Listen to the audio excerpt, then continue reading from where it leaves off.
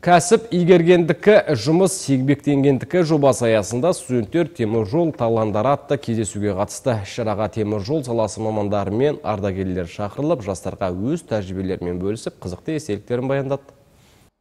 Өскелең ұрпаққа еңбек адамының қадірін ұғындырып, мамандық таңдауда дұрыс бағыт беруді мақсат еткен бұл шара мазмұнымен ерекшеленді. Жиылғандар теміржол тарихынан қызықты деректер тыңдап, Әбілхан Қастеевтің осы саладағы қызметі мен туындылары жайлы мағлұмат алды. Сондай-ақ патриоттық әндер шырқалып, қатысушыларға көтеріңкі көңіл күй сыйланды.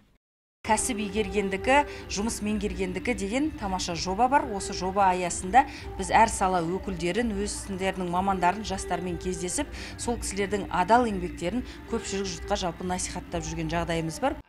Ардагерлердің айтуынша, теміржол саласында қызмет ету оңай емес. Бұл мамандық ең алдымен сабырлық пен төзімділікті, жауапкершілікті талап етеді. Күн түн демей атқарылатын жұмысқа шынайы ықылас керек. Айтылған бұл өсиет жас буынның кәсіби жолын дұрыс айқындап, еңбекке деген көзқарасын түзеуге әсер етеді.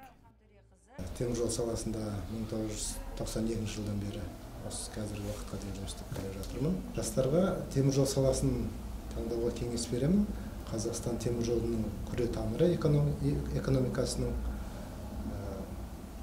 Қазақстан экономикасына өз үлестерін қосуға кеңес беремін. Бұл басқосу еңбек адамының қоғамдағы орнын айшықтай түсті. Барша қатысушылар өмірлік ұстанымға айналар құнды ой түйіп, ел дамуына үлес қосқан қарапайым еңбектің қадірін түсінді. Луиза Ғазижанқызы, Тілеуқабыл Саржан, Айқын ақпарат.